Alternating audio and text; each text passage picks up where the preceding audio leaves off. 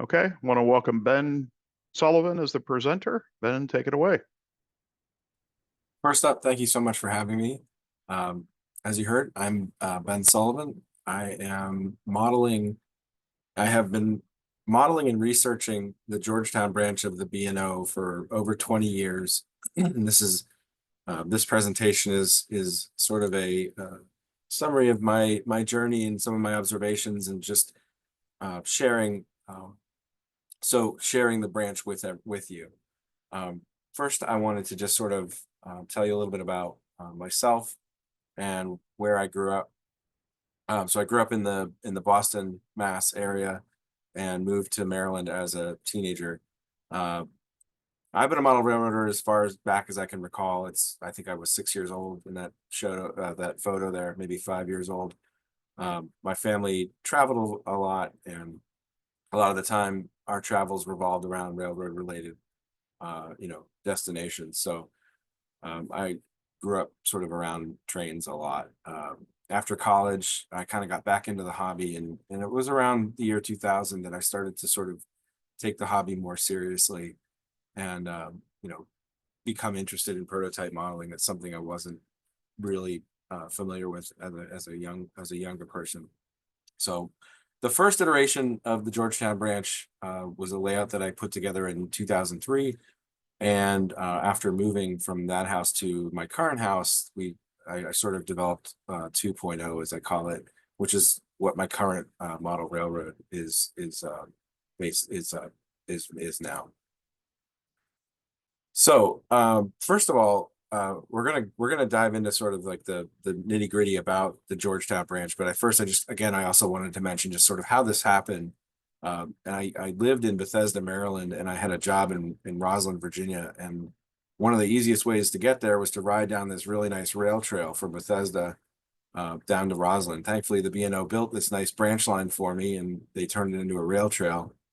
I commuted on this line for a few years, and I really sort of fell in love with it in that time. I was really drawn to the history and the interesting, all the interesting features of this railroad. So around 2000, in the early 2000s, I joined the B&O Yahoo group. We organized, I found out there was this sort of small group of fans, people that were really interested in this branch. And at one point we got together and did like a little walk on the old right of way, and took photographs, and that just really sort of kicked things off for me. I started to get involved with the B&O Historical Society archives. And at the same time, Dwayne Carroll wrote this article for the Sentinel, the B&O Sentinel, called "A Wraith in the Backyard," which is really sort of the best historic account of the Georgetown branch. If you don't have a copy of this Sentinel first quarter 2003, I highly recommend you seek it out. And then it was sort of down the rabbit hole for me, searching for resources, making spreadsheets, studying photos, collecting, sources, and then folders after folders after folders, hunting slides. It just grew and grew, and I just really fell in love with the history of this line and telling its story. So let me give you a little bit of backstory on sort of where the Georgetown branch is, in case you're not familiar. What we're looking at here is, of course, we're in Maryland. Here's the northern tip of Washington, D.C. The B&O main line, the Metropolitan branch, is here in yellow, and it runs sort of north-south through Silver Spring, and then there's a sort of an old town here called Linden. Georgetown Junction is just west of Silver Spring, and the Georgetown branch is outlined here in blue. And you'll see that the branch kind of peels off from the Met and then heads southwest towards Chevy Chase, Bethesda, and then on down towards Georgetown. And over here on the left, this is a map by the Crescent Trail, and just kind of gives you an idea for the shape of the railroad is really a C. And as you're heading in this direction, you're heading railroad west all the way down to Georgetown, even though geographically you're heading east. But it is a stub end there. And then this is a sort of a profile of the grades, just a rough idea, sort of what you're looking at as you're going down the branch. There's about 300 feet of elevation change. So one just sort of sidebar, I wanted to to mention this. Early on in my research, I was lucky enough to sort of come across one of these original B&O track charts. And these things are just invaluable if you're interested in the prototype. They give all kinds of information, things like grades, curvature, ballast type, rail weight, other distances and details that are often, really valuable if you're doing a model or if you're interested in just finding out the history. A lot of these are found in our railroad archives. I know the B&O Railroad Historical Society, for example, has a full sets of these documents. So why did the B&O build the Georgetown branch? Originally, in the late 20th century, the B&O wanted to connect with the southern markets. They didn't really have a good connections to the south. The Pennsylvania Railroad had the Long Bridge, which was sort of down a little bit farther south in Washington, D.C., which crossed over the Potomac River and, of course, later connected to Potomac Yards. We're going to get to that in a second. But the B&O didn't really have a good route to the south. And the Georgetown branch was originally envisioned as this connecting line to the south. And on these maps here, I've outlined in blue what the Georgetown branch actually became. It was this sort of crescent. And then the yellow was on some old maps around this the turn of the century. They actually mapped out the route, and you can see it here.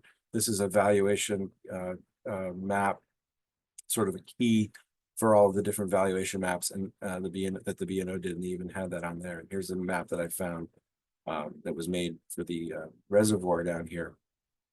And again, you can see that just right here, just to get you oriented, this line right there is the DC border. So we're right on the edge of the DC line. So originally they were going to kind of cut across the Potomac River and continue down south. They began construction of the branch in 1892. They came off the Metropolitan branch, and they built along to a point near Linden, Maryland, to a point about 2 miles away at Chevy Chase, Maryland. And they stopped there. The B&O ran into some pretty serious financial issues. They went into receivership by the Pennsylvania Railroad. During that time, and over the several years during that time, they were eventually given access to Potomac Yards over the Long Bridge in Virginia.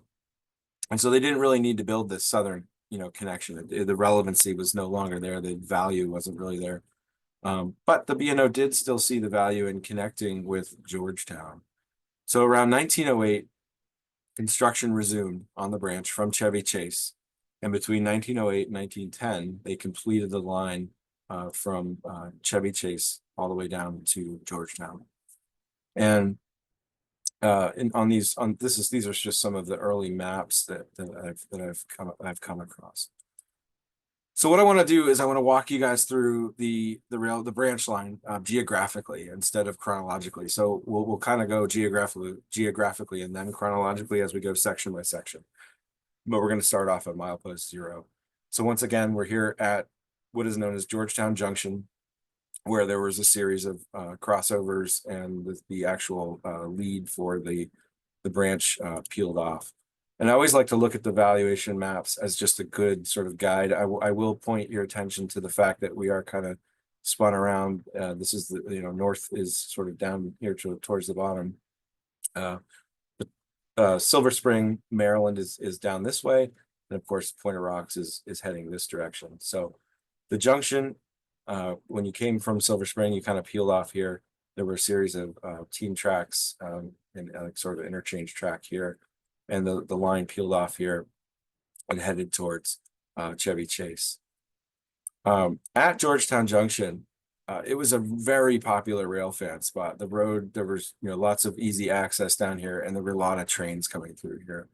In the heyday of passenger operations, several of the B&O's named passenger trains passed through here, including the flagship Capital Limited, of course, the Cincinnatian, the Columbian, the Washington Chicago Express, the Shenandoah, the Diplomat, and there were others. I'm not a passenger expert, so I can't really speak to exactly what they all were, but it's still a great train watching spot today, this is the the Cap Limited, and you can still see the Capitol and going through there today. Of course, it's quite different, but this spot is still somewhat accessible, but it's now mostly overgrown. You kind of have to you can kind of get there a little bit.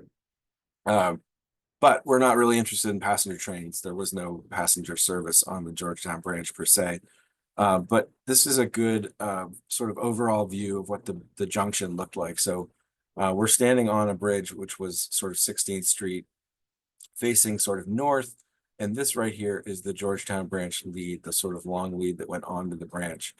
These are the two east-west mainline tracks of the Metropolitan branch. And then this lead over here on the right that has the boxcars queued up on it. This was a long lead that came from all the way from Silver Spring down here to the junction, and allowed them to set cars out for interchange there.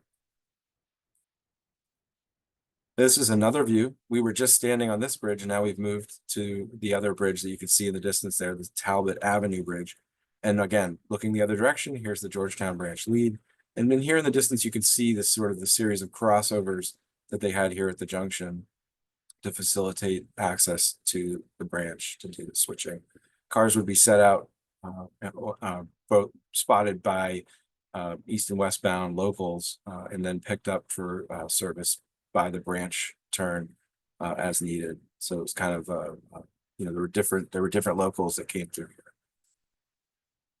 So the Talbot Avenue Bridge, which is what we were just standing on in the previous photo, looking in that same direction, is a kind of an interesting bridge. You might notice that the shape of it is kind of unusual. This was the span. The two main spans are actually sections from an old turntable that have been cut apart and flipped upside down and then reassembled with wood decking on the surface, made for an interesting bridge. This bridge was removed in 2019, but they are preserving the center section in a nearby park, which is kind of nice. This is a racetrack special headed to Charlestown in 1959. So again, here at the junction, you could see all kinds of action. Here is the local, probably picking up cars or getting ready to head out, head east down towards towards DC. And so, and again, this is a photo from 1949, so I'm not exactly sure what they were doing that day, but this is one of my favorite photos. The branch was again an action-packed spot. There was always a lot going on there, especially in the heyday of operations on the branch. It could be a very busy spot. So the operations sort of varied a bit. In the early years and up to the 1950s, industries on the branch were served by a local known as the Georgetown Turn or the Georgetown Local, and a dedicated switcher stayed in downtown in Georgetown. At the end of the line, there was a large yard, and that would handle all of the freight within those yard limits. We're going to get more, we're going to get into that more later, but basically, in these busier times in this heyday, there were two trains operating on the branch at the same time. In later years, the Georgetown switcher, the dedicated Georgetown switcher, was abolished in the late 50s, mid-late 50s, and the Georgetown, the local would originate in Georgetown, come up the branch and switch along the way, work the junction, and then head all the way back down to Georgetown. And actually, the engine kind of stayed down there.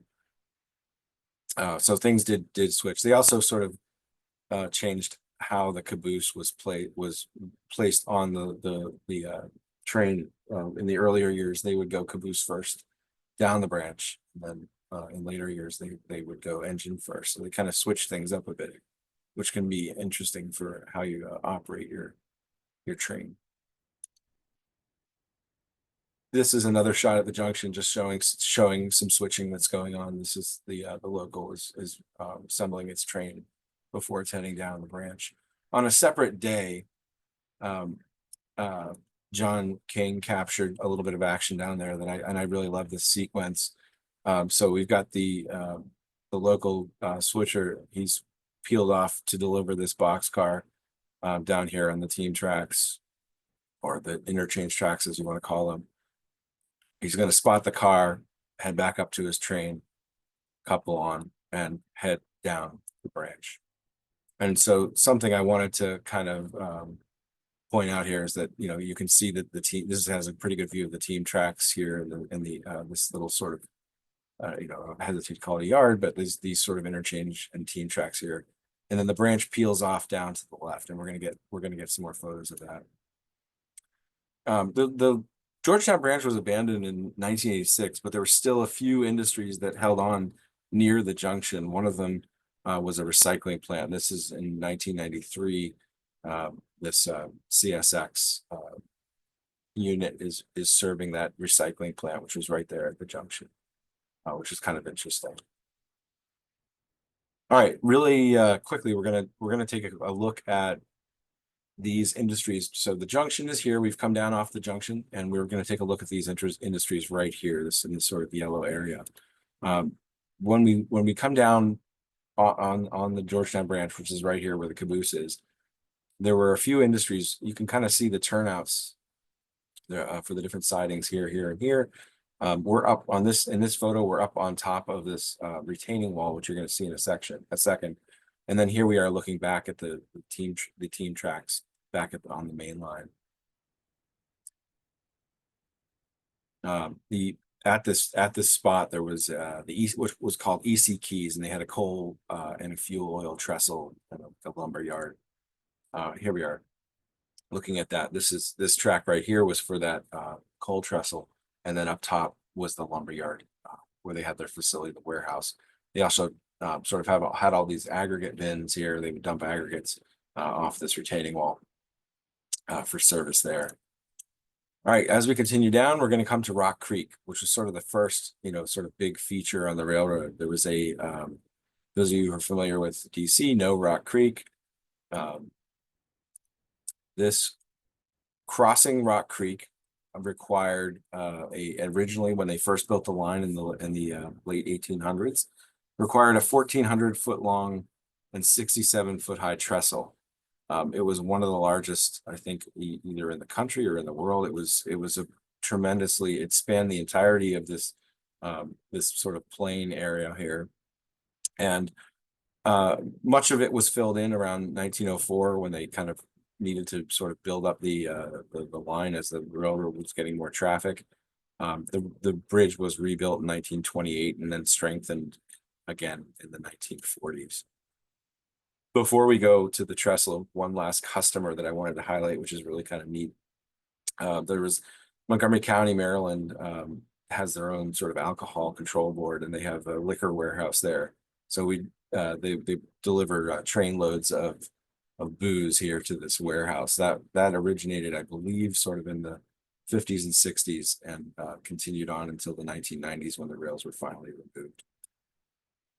So here's a shot of the Rock Creek trestle. Early photos of this trestle are incredibly rare. I haven't come across that many. This is actually probably the best one that I've seen that show the trestle. So again, in 1892, 1,400 feet long, rebuilt over the years, and this shows that how it looked in 1948. When at this point it was 281 feet long. And again, if photos of the trestle are rare, photos of trains passing on top of it are doubly so.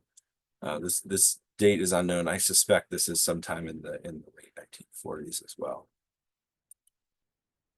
And then here's a kind of a view up top. You notice there's no guardrails on the inside, which I always thought was kind of interesting. Maybe that's just because it's a straight shot. I'm not really sure. Just thought it was kind of interesting for such a high trestle to have no guardrail. So the trestle has a center iron deck girder, steel deck girder section in the middle there. In 1967, the trestle burned in a pretty bad arson fire, but it wasn't enough to kill it. No, it took an act of nature. Hurricane Agnes took out half of the bridge, stranding a B&O locomotive and a train down in Georgetown. And the B&O rebuilt the trestle, this section, the sort of western section out of steel, which made for sort of an unusual appearance. You sort of had this Frankenstein bridge with, you know, the original timber beams and then this sort of steel thing on the other side. This trestle stood until 2019 when it was demolished to make way for a new transit. They're building a transit line. It's right of way. All right, now we've gone through Rock Creek and we arrive in Chevy Chase. So here we are. Rock Creek is here. We've come down. We're arriving here in Chevy Chase at this crossroads. Chevy Chase was a really interesting spot. This is a snippet from the original 1918 valuation map. There were two traction lines that terminated here. The Kensington Electric Railway came from Kensington, and the Capital Traction Company, which was originally the Rock Creek Railway, came from the south and headed up, and they had a very large car barn and a power plant here. A boiler room was located right behind the car barn. This was sort of the first big customer on the Georgetown branch. Remember, I told you they built out to this point in the 1890s, and delivering coal for this boiler was one of the first big customers on the line. And you can see that there wasn't sort of an interchange here with the Capital Traction Company right at this spot. There was also a lumber dealer here, T.W. Perry, which we're going to see some cool photos of in a moment. But this brings us to sort of the oldest photo that I have seen of the Georgetown branch. This is what Chevy Chase looked like in circa 1892. Here is that car barn, and I mentioned, and here's that power plant right behind it. And in the distance, just behind all these trolleys, you can see the train right there running perpendicular to Connecticut Avenue. So at this point, you're looking north on Connecticut Avenue. I also thought it was kind of interesting. It looks like this boxcar here is sort of one of this style. I really don't, again, I'm not quite sure, but it kind of appears to be similar to that style. I always thought that was kind of good. Chevy Chase was very transit oriented. That Chevy Chase was originally, you know, a sort of a development area where they were trying to draw people into the suburbs. So they had a big lake here, where, you know, there's a swimming pool. There was all kinds of activities and all kinds of interesting, you know, things happening. They had an amusement park around the lake. And there's all these really interesting trolley infrastructure there. In the 40s and 50s, you know, you had there was a building materials, and the area was really developing. The suburbs were really creeping outwards. You had apartment buildings going up, shopping centers, gas stations. You know, the trolley barn became a car dealership, and the power plant was torn down over the years. But the railroad remained, and probably because of the incredible you know, desire for or need for building materials, which as this area was growing, they were very active in delivering those. So one of the customers right on the branch was T.W. Perry. They had this really interesting fuel and lumber store, or you know, plant there, and they received coal on this really neat trestle, which I think is kind of interesting. It has these bins sort of all along the length of it, and they're on both sides. These wooden bins to hold the coal, the different grades of coal. These photos were from the 1930s that I recently found at Peerless Rockville. And then behind it, you can see the car barn and the power plant, which was just off in the other direction. And this is just looking at the other end, the tail end of the coal trestle there at T.W. Perry.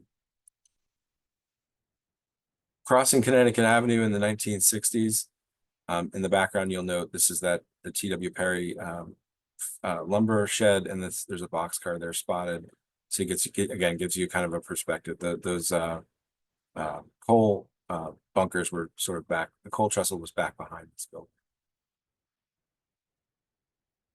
Connecticut Avenue had a long passing siding, and then a team track that came off. There's not a gantry crane, a derrick crane, I think, located here for unloading onto a loading dock.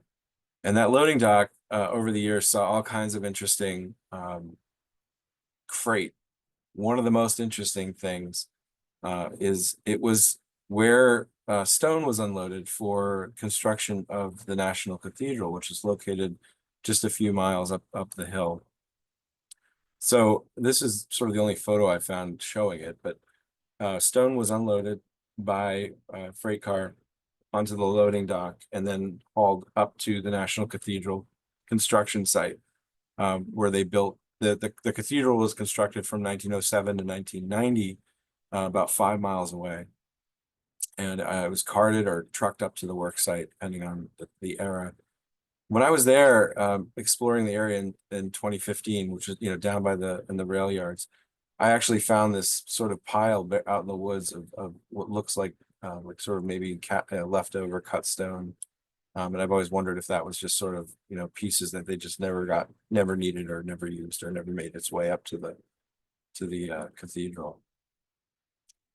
So as we leave Chevy Chase, we pass through the Columbia Country Club, and when I say through the Columbia Country Club, I mean literally right through the greens, practically right through the greens of the club, which I always thought was kind of funny if you were golfing and having to contend with a steam locomotive coming through, kind of interrupting your game a little bit. But here's a nice shot of this steam train coming through. This was for Washington,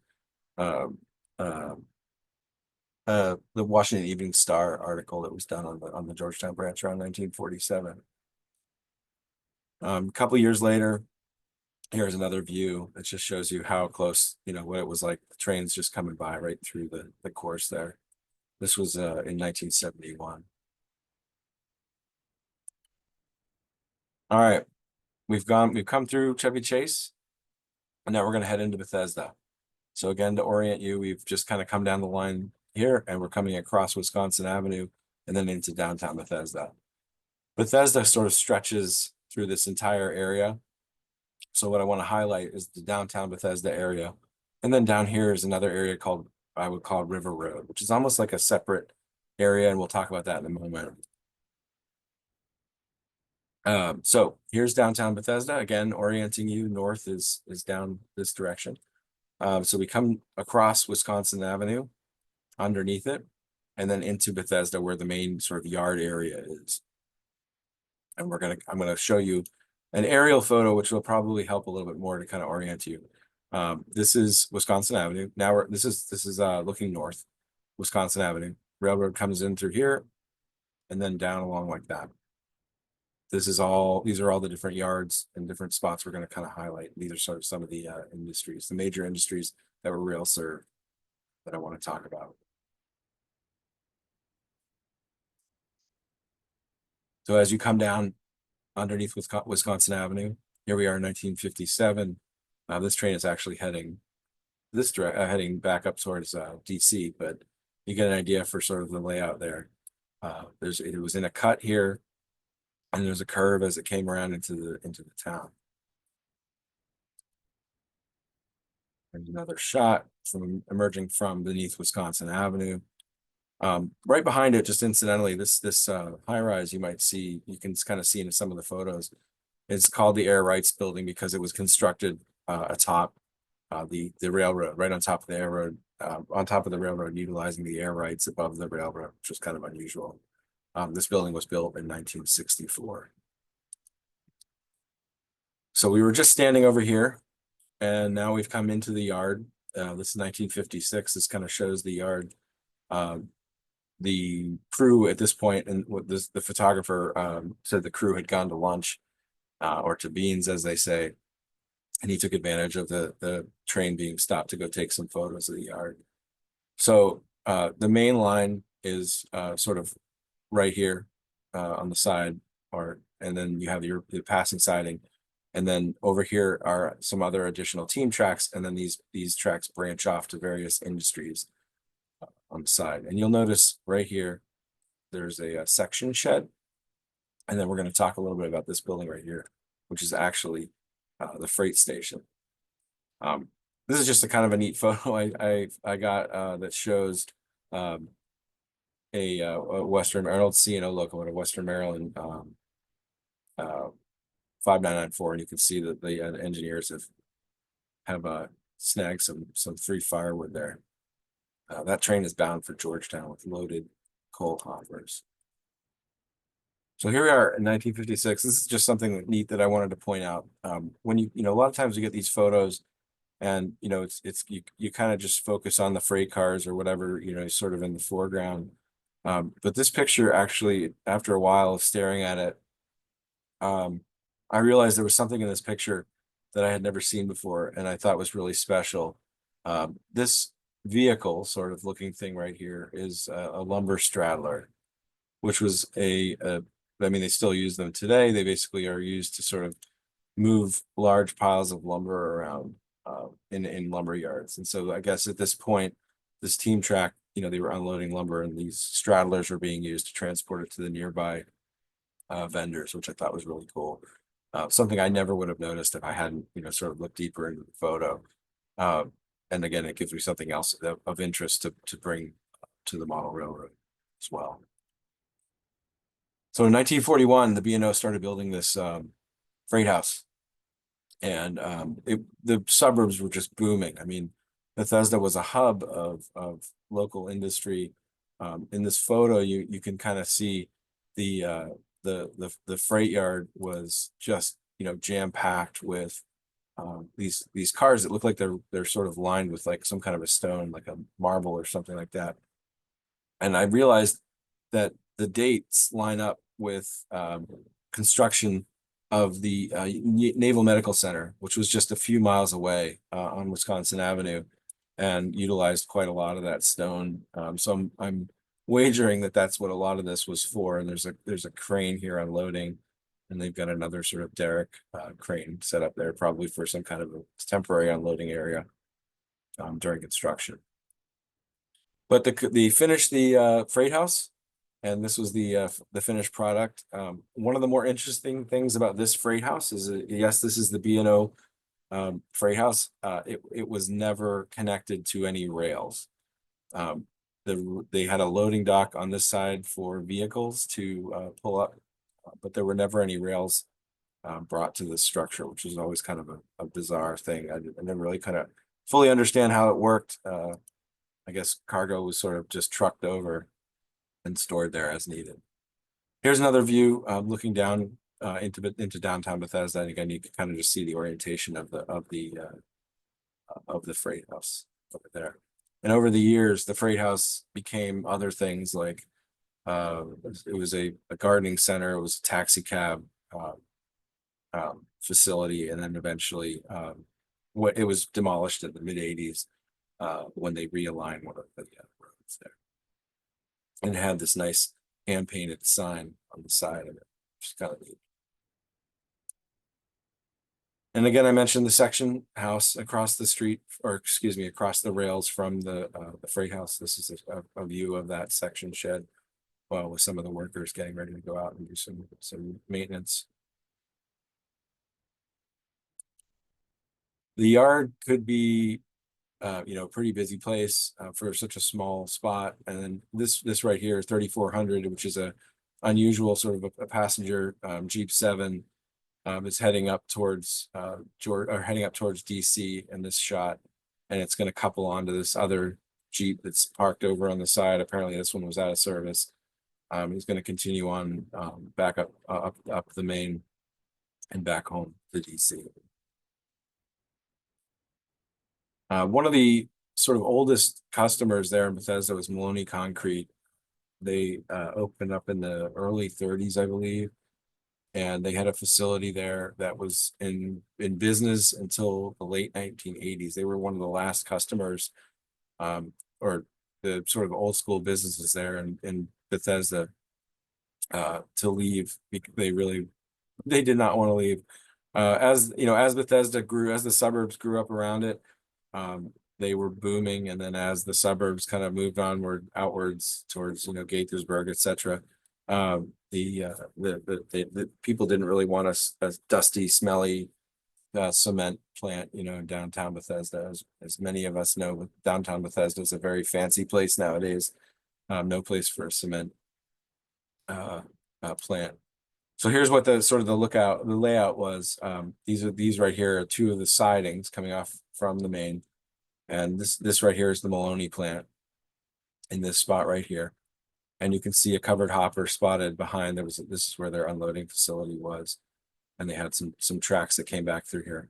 Right next door to Maloney is Capital Frito Company, which we're going to talk about in a second.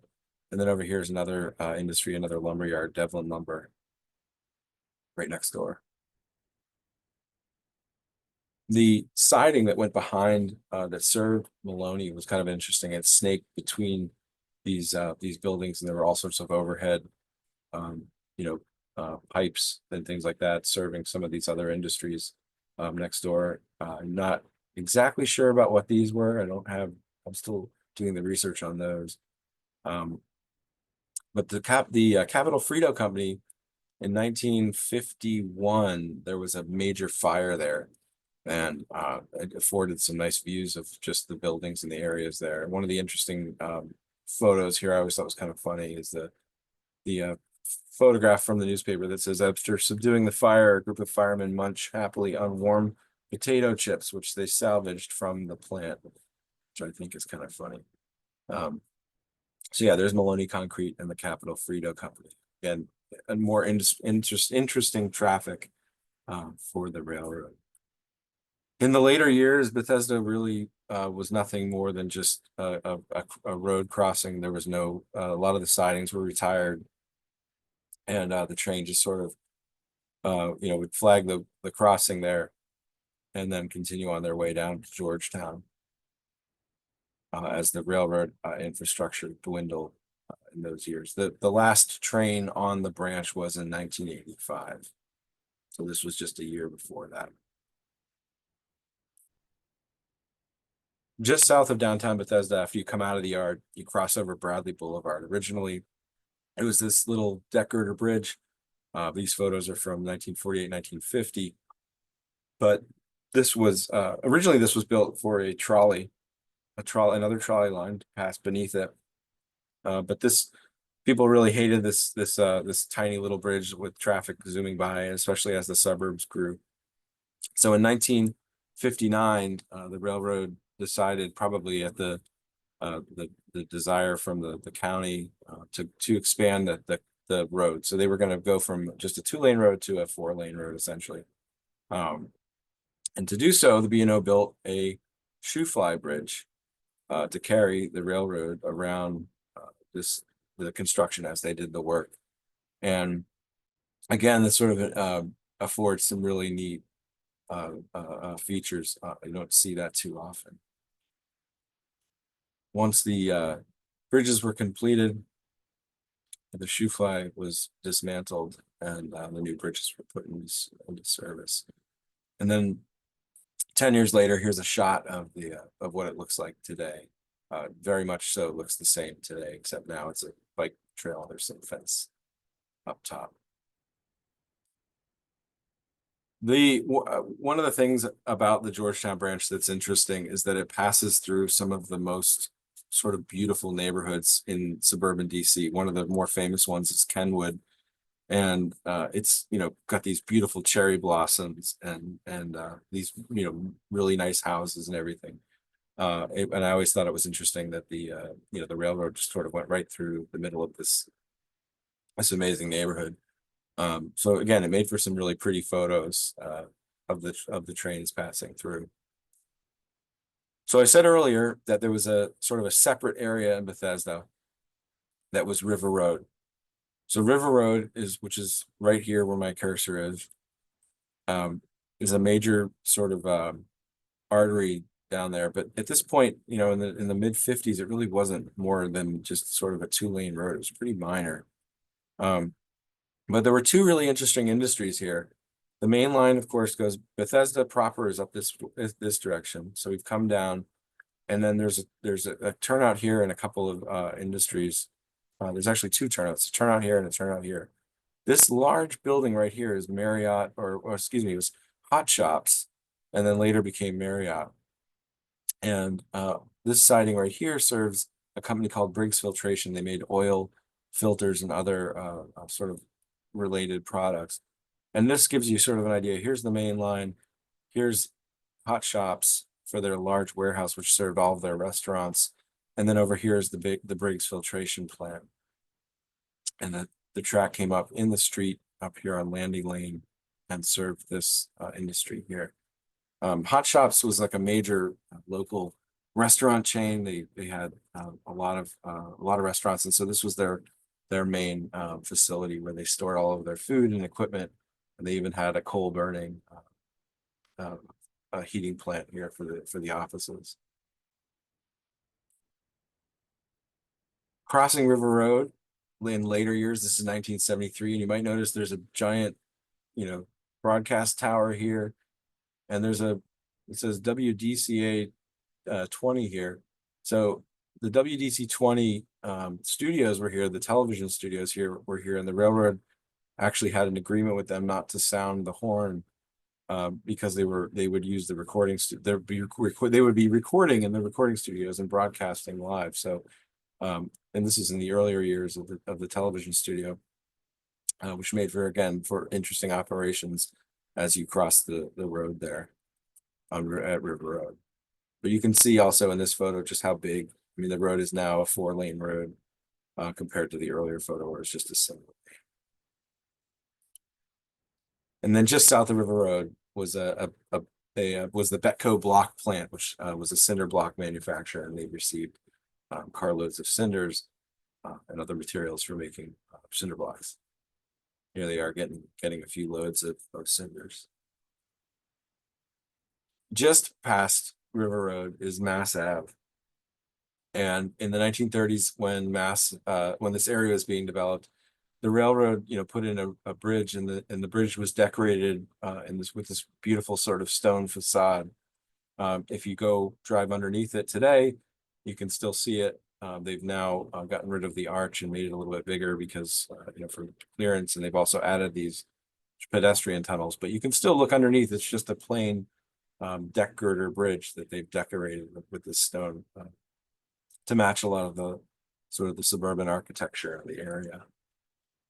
So now we're going to continue to the next area, which is Dalecarlia and the Palisades, as we go down along come up alongside the Potomac River.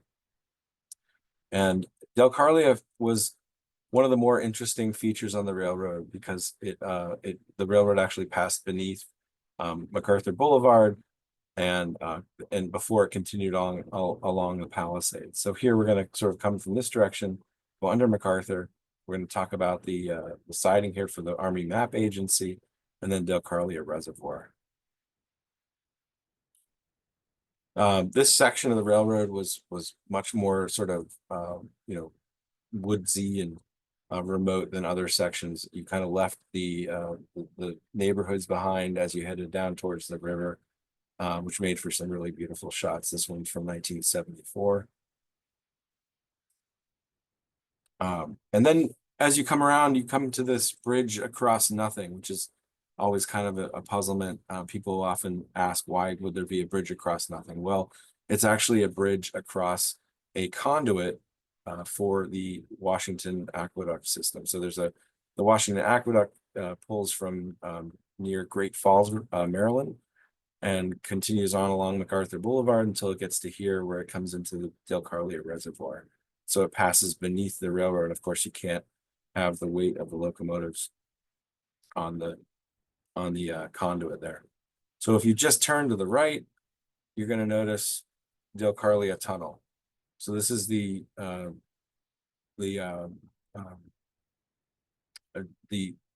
is the next feature on the railroad that we're going to highlight. So here's the North Portal. This was built in 1910, 310 feet long, 18 feet wide. On the North Portal, you'll notice it has these interesting sort of buttresses on each side, flanking the sides of the portal, with this really interesting sort of brickwork, very classic B&O brickwork.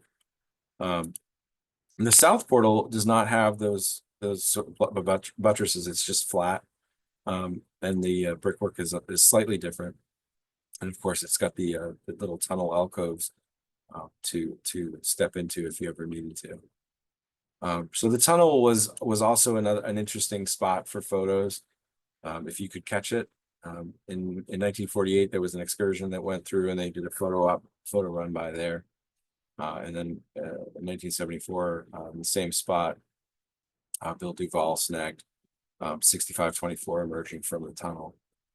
So right behind the photographer in these photos, there's a siding. You can see it here, just barely in the snow.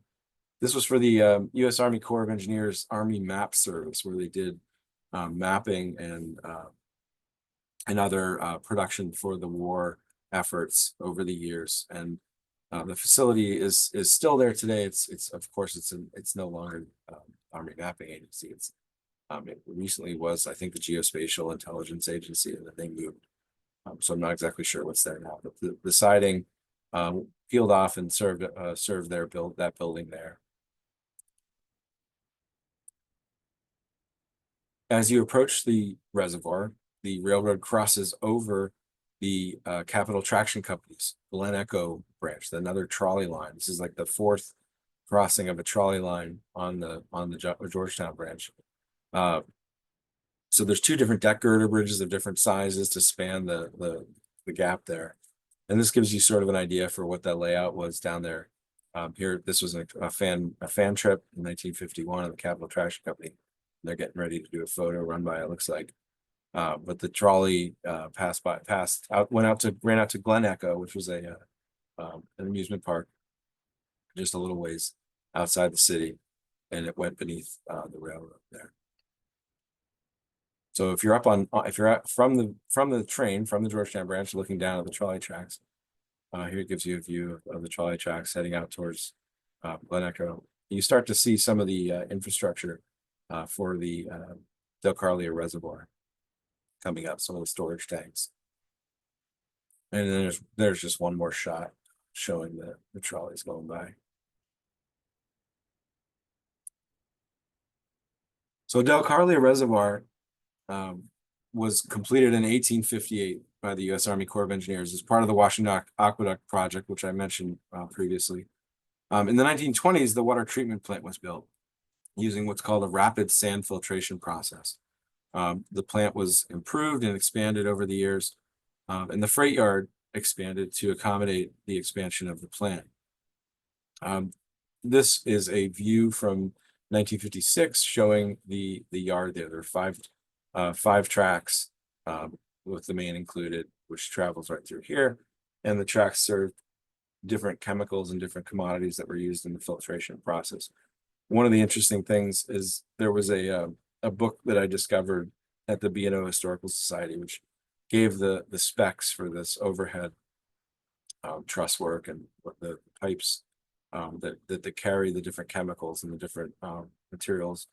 And interestingly, it describes what each one of the pipes in this sort of apparatus were used for, which is helpful into sort of deciphering commodities and traffic.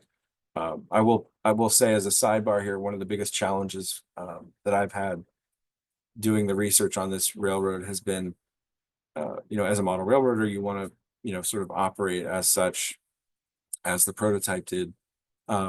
Is I don't have many documents that indicate exactly what was carried on this line or how they operated. There's not a lot of firsthand information in that regard. So a lot of the time I'm spent trying to decipher it based on photos and documents like this, where I will look at the documents, look in the photos to try to understand what they were shipping, where it came from, where it was going, which is just part of the fun, part of the challenge.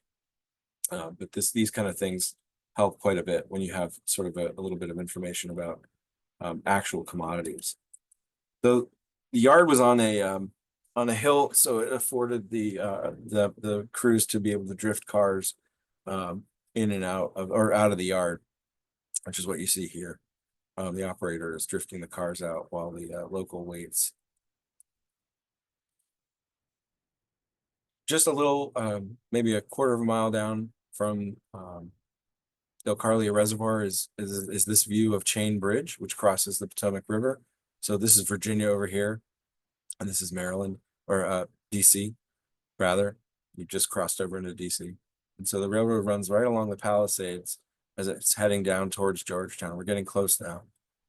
The next big feature is the railroad's going to cross over the C&O Canal and Arizona or Canal Road on a series of very impressive bridges. First span here crossing over Canal Road is a Pratt truss span. Both of these bridges were repurposed from other bridges on the B&O.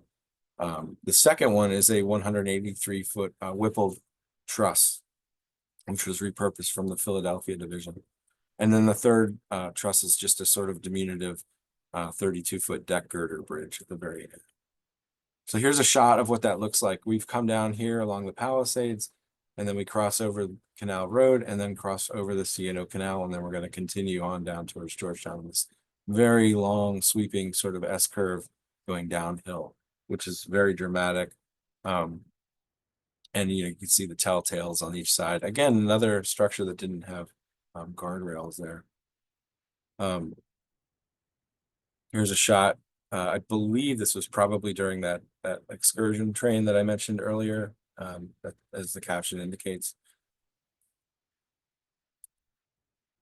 And then there's a nice shot that shows just what it looked like spanning the C&O Canal over that 183-foot span. This was in 1977. It was a well-frozen canal. And incidentally, this view today looks virtually identical. You can still go and visit these bridges. The railroad paralleled the C&O Canal all the way down into Georgetown. Made for some really interesting photo opportunities here with this train that was heading. I think this train was heading up the hill. I can't remember. I think it was heading back up towards Maryland. This is the yard limit for Georgetown. So as we head just down the Palisades, we're going to be into Georgetown momentarily. And here was the yard limit. And just outside of Georgetown was this really long passing siding, which allowed the crews to spot cars. This is actually a locomotive going back up for service. But this really long siding allowed the Georgetown local crew to spot all the cars that were ready to go out, to head out back up to Eckington Yard, back up to DC. So the last section that we're going to talk about is Georgetown. This is the sort of the end of the line. So we were up here by this is where the boathouse was, where we were looking at the just after crossing over the C&O Canal. And we came down all the way along the C&O Canal, all the way along, and now we're down here in Georgetown, which is the terminus. This is the industrial area at the end of the line. And then here's just for reference, here's the Key Bridge. And again, this is Washington, D.C. For those of you who aren't familiar, Potomac River, Washington, D.C. This is Georgetown. Here's a nice aerial photo that I'm going to point out just a few things that we're going to talk about. The Aqueduct Bridge, which is sort of the gateway into Georgetown, the Key Bridge, the Lone Star Cement Plant, Wilkins Rogers Milling, the New Yard, as we like to call it, the Capital Traction Power Plant, Smoot Sand and Gravel, Roslyn Steel and Cement, and then the B&O's Old Yard and the GSA Coal and Ash House, which was actually the last customer on the branch just before it shut down. So a quick note: the Aqueduct Bridge, which you see here in its sort of original arrangement, was constructed between 1833 and 1843. It was constructed to carry the C&O Canal across the Potomac River to connect with the Alexandria Canal that headed further south. It was rebuilt several times over the years. The wood structure went away, and they built a steel superstructure on top of it. It was closed in 1923, and it was demolished in 1933. In 1909, when the B&O arrived in Georgetown, they obviously couldn't fit their locomotives underneath this low arch here, so they needed to remove the arch and enlarge it. These guys were sort of part of the crew that were responsible for that project, which this is for me was sort of like the genesis photo of the railroad in Georgetown, which I always really love. And this shot here shows the work train, these gentlemen who are working on enlarging the arch there with their locomotive flat car and caboose as they do their work to get rid of those, to get the equipment in and out. And here's a photo from the bridge that shows what looks like the same train arrangement. It was right around the same time, right around 1910, right when the railroad was about to enter into Georgetown. So once the arch was enlarged, and several years later, this is what the entrance into Georgetown looked like. We go from the siding and the scale house over here. There's another section shed right here, a water standpipe for the steam locomotives, and then we're heading into Georgetown into the street street trackage. Now we're standing up on top of the aqueduct, looking back at the direction where we were just looking. Here's that section shed again. There was a scale house right here. There was a scale here for weighing covered hoppers and hoppers. There was a company in Georgetown that produced aggregates and sand, and they needed a way of shipping or of weighing their loads as they were shipping them out. And so this scale house was constructed in the I believe it was in the early teens in Georgetown. You may recognize this photo. I didn't realize it until recently, but this was just recently featured in Classic Trains magazine. But this is a photo I had in my presentation that I always loved. It shows a Jeep 30 there in 1982 underneath that same aqueduct arch. Still there. This is all still there today. So in 1918, between 1918 and 1923, they sought to replace the old aqueduct bridge with a new one, and that became the Key Bridge, which many are familiar with. And during construction, they had to build up and over the railroad. Here's the Georgetown branch in Georgetown. You can see they built this large sort of wooden superstructure here to support their construction. They had to accommodate the railroad to pass beneath it during construction, which I thought was really interesting. The city was really growing at this time. You're going to see a lot of buildings sort of coming and going. And I also love looking at these old images. I grab an image like this, these aerial photos, and you never know what you can find. I kind of drill down into it, and you see these unusual sort of like, really large, long gondolas, things like that. And I always wonder, like, was this like a G26, fancy G26 car? This is just sort of me and my musings. Again, trying to understand the traffic, trying to understand what the prototype was using and how they were using it, or shipping, or handling traffic. In 1923, this is what Georgetown looked like. You can see the railroad is over here on the waterfront. We're kind of working our way down through Georgetown. It was a pretty busy, pretty dusty, dirty place. Georgetown really had a lot of industries at this point in time. And as the city grew and developed, Georgetown kind of grew with it. There were cement plants. The Washington flour just grew, like there's bakeries, there's power plants, there's aggregate mills, there's all kinds of industries really coming and going at this point in time. And this was sort of, I would say, sort of like the peak after this point. This is 1969. After this point, the industry in this area started to decline. Lone Star Cement, as I pointed out earlier, one of the major cement manufacturers there in Georgetown, this large plant right on the waterfront. And they received barges of material as well as rail served. You can see the cars over here on the side. They were also rail served. This is kind of a nice little snapshot of what the tracks looked like in the street. They had these single point turnouts that were thrown using sort of a lever, and underneath this panel, there was sort of a point that you would kind of throw back and forth, crank of sorts. And this is the other side of Lone Star. So this is Lone Star Cement right here. You can see the covered hoppers lined up to serve that. Wilkins Rogers Milling, another of the older customers on the line. They had occupied the spot since the early 1920s. They had a large plant and they moved. They were there until the 1970s, until they moved out to Ellicott City. Grain was unloaded by hand into chutes below the loading docks. The Wilkins Rogers produced baking mixes and flour and other baking goods for local shops and just local industries like grocery stores. But they were a very prominent industry there on the waterfront, again, from the 1920s on.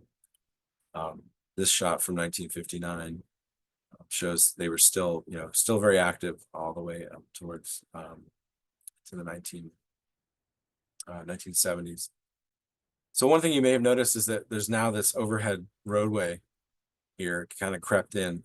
The overhead roadway is Whitehurst Freeway. In 1947, they began construction of Whitehurst Freeway. It was an elevated road that would allow for traffic to sort of bypass Georgetown M Street, which was the main drag over here. It was very congested. And this would provide a way to kind of bypass Georgetown. And they built it right atop the Georgetown branch there on Water Street. And the good part is that when they were doing the construction, they took a lot of photos, which is right in the sort of the heart of the era that I'm interested in. So I have all these interesting images that show what the area looked like in the mid late 40s, which is pretty cool. You have all these cool shots showing the construction, all these nice freight cars.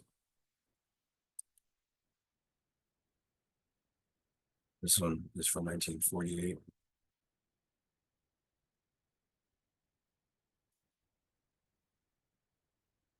So in 1949, the Whitehurst Freeway has been completed. You can see it here, stretching all the way across the waterfront there. This also gives you a wonderful view of just all of the industry along the waterfront there. You've got the major rail yards here. It's the new yard. We're going to get into that real quick. So let's talk about the new yard. It was built around 1940 to handle the increased traffic in Georgetown. And this is what was called the old yard, which was the sort of the original yard that was there in 1910 when they arrived. In the 1940s, the industries were booming. The smoke that you see here is from the rendering plant, which famously just had the worst odor in the city. Everybody always has stories about that I talked to. That place was there until the 70s. So this is that new yard.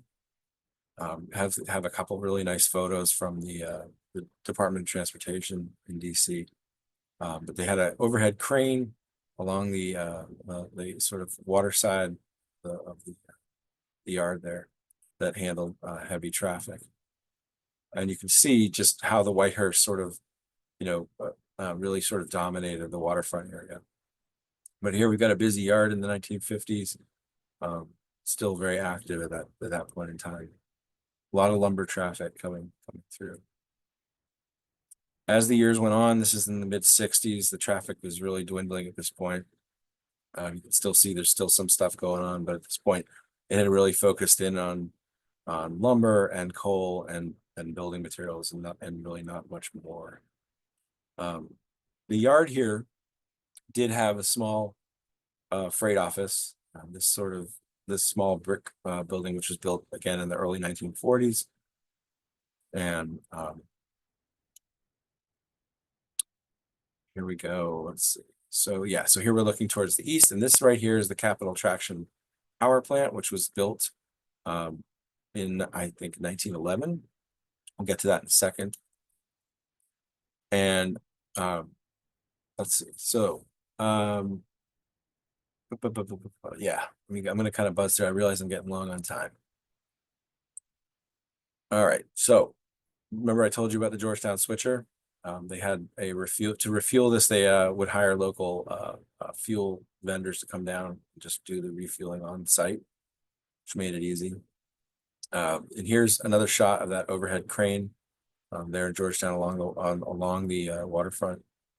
And we'll get a good view of it in the later years, just before it was removed. This was in the 1960s. The yard was really looking worse for wear. So these are just some shots underneath the Whitehurst Freeway, just to give you an idea of just how dark it was under there on, you know, an overcast day. It's still today. You can still go walk around down there. Of course, the tracks are buried beneath the asphalt, but you can get the feel for it. I really quickly want to talk about the power plant. This is the Washington. This was built in 1911. It was shut down in 1933, decommissioned in 1943. And then in 1968, it was removed. It was demolished. But it was a beautiful, large brick power plant that really dominated that area of the waterfront. And it had this interesting track arrangement to serve it originally, with the track that came back on an S curve. And they would spot cars and then pull them in with a car puller into the plant. A few of the other industries around the area, rosin, steel, and cement, received a lot of iron work, and also had a cement plant that was torn down in the late 40s. Gallagher Lumber, another major component there in Georgetown, they received massive amounts of lumber right here in the yard. That were this area was always just full of lumber. The Gallagher lumber yard. You can see here, even until the night. This is late 70s. They were still receiving large quantities of lumber.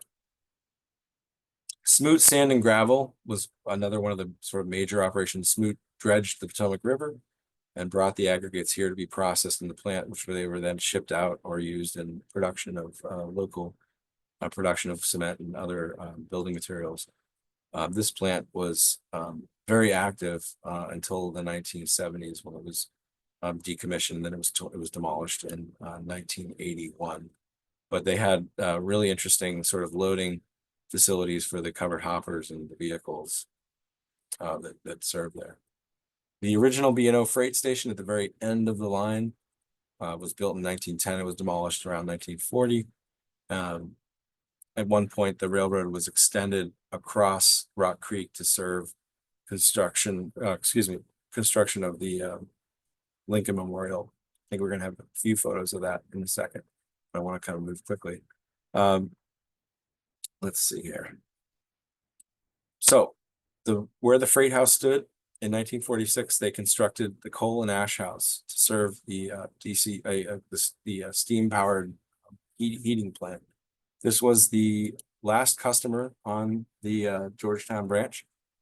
That existed all the way until the end. They received coal that was used to power the what was called the West Heating Plant, which generated steam heat for a large portion of Washington, D.C. And that plant was recently demolished. It was in place until recently. This just shows you some of the challenges the crews had working down there in Georgetown, constantly just sort of cleaning out the points there. And here's that coal and ash plant in action in 1978, still getting carloads of coal. Really quickly, I wanted to talk about the extension across Rock Creek and over towards the Lincoln Memorial. The line in 1914, they built the branch to the Lincoln Memorial across Rock Creek to serve the construction of the Lincoln Memorial. There's a small yard over here, and they had the tracks sort of curving around like this during construction to provide a stone, which they delivered to the site for the construction. One really neat thing about the Georgetown branch, you may have heard of the National Christmas Tree. In 1954, the Pageant of Peace began, and they it became sort of like this national pride thing. They brought in a giant Christmas tree from somewhere around the country. For about 20 some years, it arrived most of the time on the B&O through Georgetown. And the tree would be delivered in the yard there in Georgetown. They'd have a big ceremony to offload it, and they would put it onto a truck and bring it downtown and erect it on the National Mall. But it makes for a really interesting sort of, story. And, if you're doing a model railroading, maybe you're building a model railroad with the, if it's in your era, you're building a model of the national Christmas tree, which would travel by rail. Excursion trains. B&O, there were a few excursion trains. This is the only time you're really ever going to see passenger trains on the railroad. 1948, Metropolitan Society of Model Engineers had an excursion that went out from Eckington Yard in DC all the way out down the branch and back. And they typical excursion. They took lots of great run by shots and that sort of thing along the way. A few color photos exist that I've seen, including this really neat one down there in Georgetown, right along the waterfront. And that's the Whitehurst Freeway being constructed. I never knew it was orange. 1954, another excursion train. This was the other one that I know about. This one kind of followed the same route, but they also went down the Alexandria branch of the B&O, which was another interesting spot. Some historic preservation that happened. 1976 Best Friend of Charleston was restored, and they ran it on the branch. They needed a place to run it, and this was provided them that opportunity. And then in 1981, the Smithsonian restored the John Bull and ran it on the branch as a limited excursion. They ran it up to the trestle across the C&O Canal and back down to Georgetown.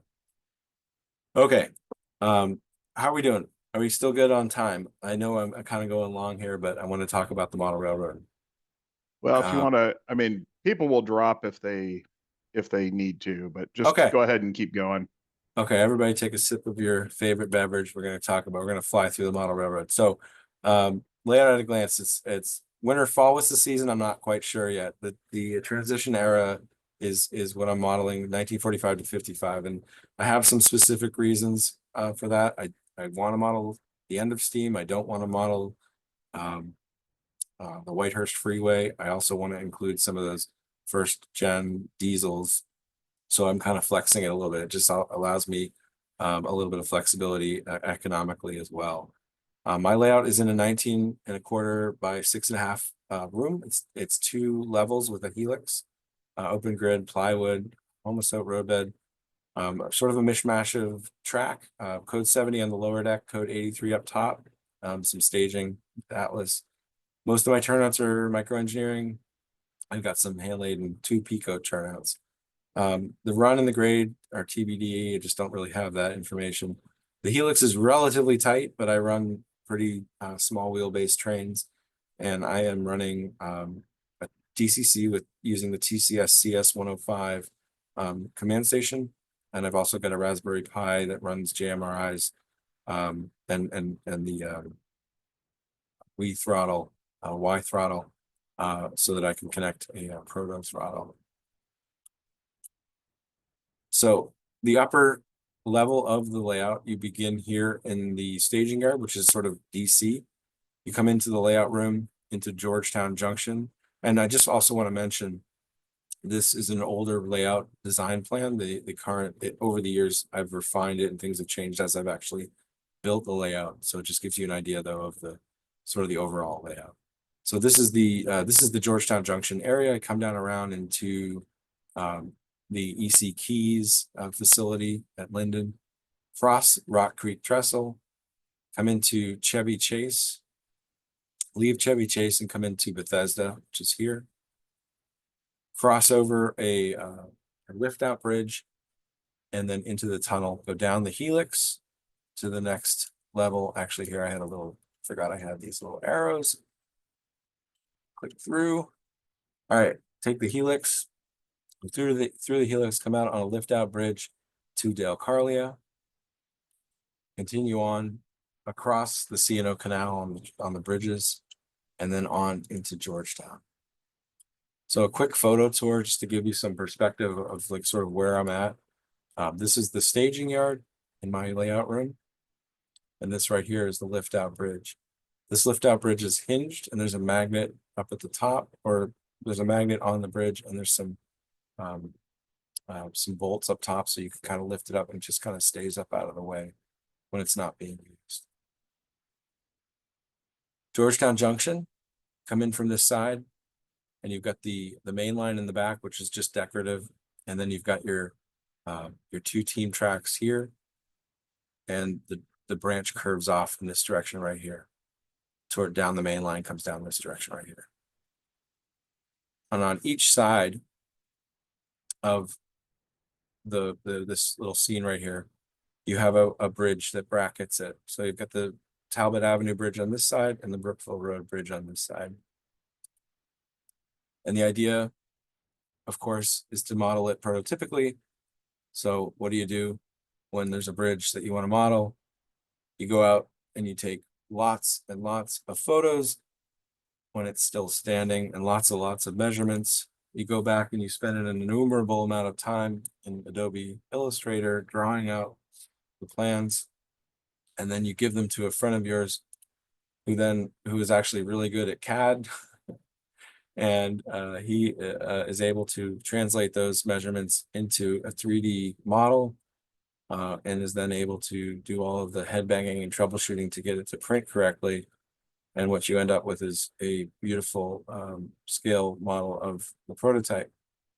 Kelly Regan is a buddy of mine who is also modeling the Georgetown branch.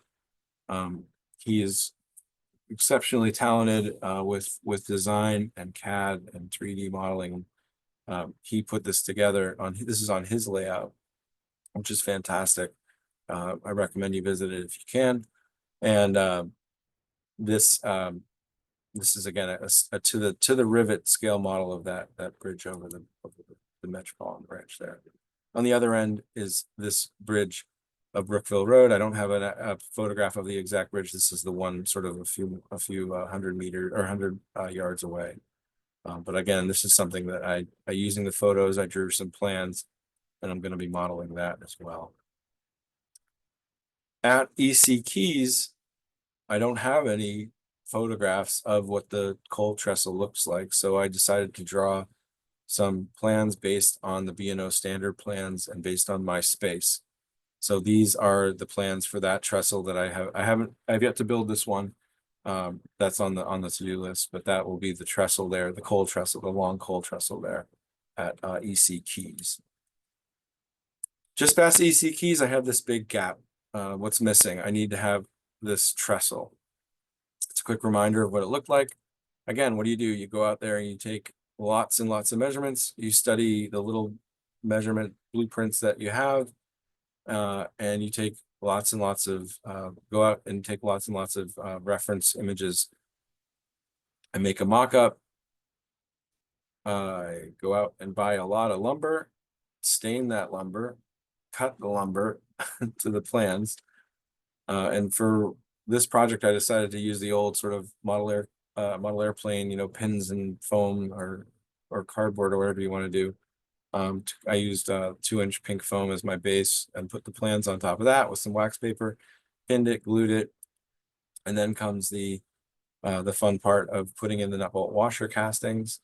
I realized pretty early on that my fingers weren't going to handle putting in hundreds and hundreds of these things, so I picked up one of these Dremel sort of drill press things. It's called a Workstation 220.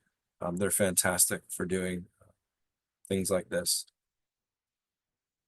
I made these laser cut tie jigs, and I said to myself, let's do scale, the Proto 87 tie plates and spikes. And that did not last very long, as I quickly realized that I just did not have the eyes for this or the patience. I did about 3 or 4 inches worth, and I quickly switched to a different tack and started to just use standard spikes.